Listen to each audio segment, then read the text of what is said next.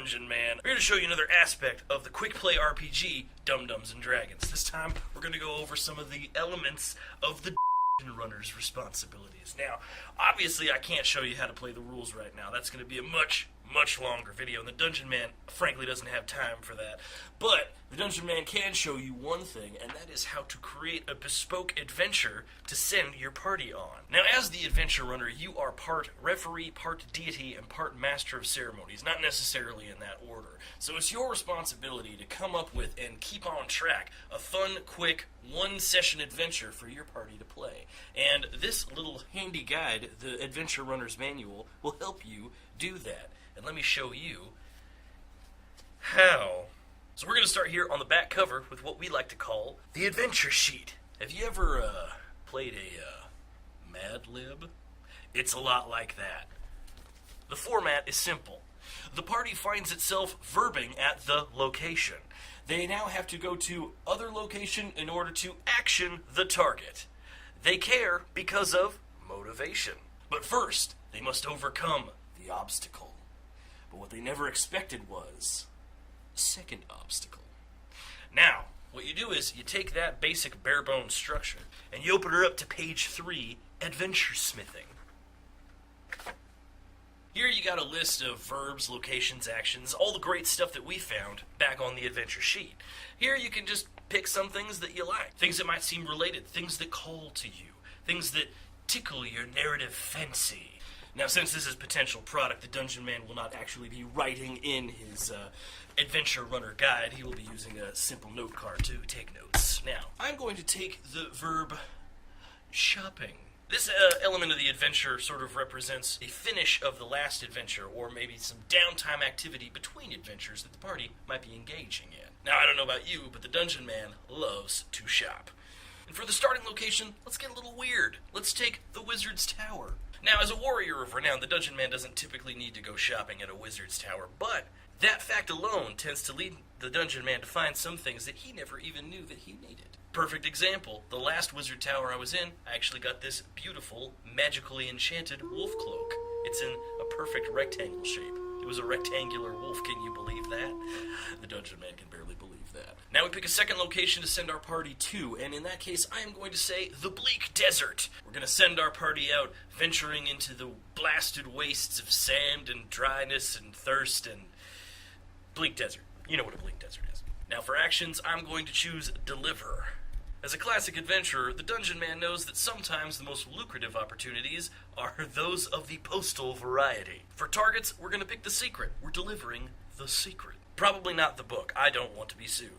And our party's motivation is the classic riches. The Dungeon Man loves riches. Standing in our party's way is the rogue spell. I like it because it sounds vague, and it lets the Dungeon Man let his creative juices flow all over this idea. And as for the second obstacle, the hidden obstacle, I'm going to go with Sky Pirates.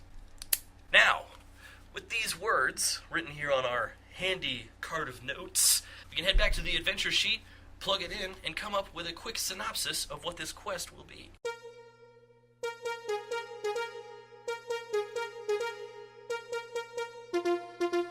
The party finds itself shopping at the Wizard's Tower, but now they have to go to the bleak desert in order to deliver the secret.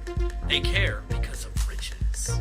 But first they must overcome the rogue spell, and they never expected the Sky Pirates. So, based on this bare bones of an idea, I'm just picturing that potentially our party starts off at a wizard tower shopping. This will give us a fun scene that the party can interact with one another. Goof off, maybe interact with the wizard of the tower, make a fun NPC with a goofy voice. I find that those are the most memorable. Maybe something like this. I'm a wizard of great renown. The Dungeon Man has nothing against wizards. That's just a voice. Don't curse me. And then I'm picturing this wizard potentially paying the party to deliver some hidden secret, perhaps a locked scroll or sealed envelope with a magical seal of wax. Mystic wax. Of course, the wizard is going to pay them handsomely for it, as most wizards are able to do.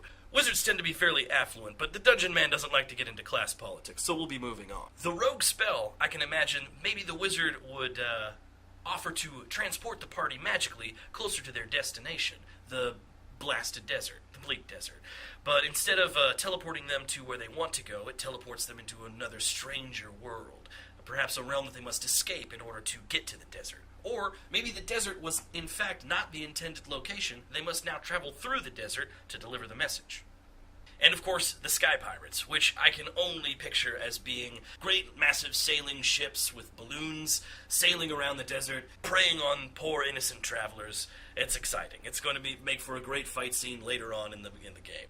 So there you have it, a quick, dirty adventure for your party, and that didn't take very long at all. The Dungeon Man has faith in you to have enough imagination to power a great adventure that all your friends are going to enjoy. So good luck, good question, and the Dungeon Man is going to get out of here before his eyeball sweats out of his goddamn skull. I've been the Dungeon Man. I hope you have a great dungeon. What's my sign off again? The dungeon was in you all along.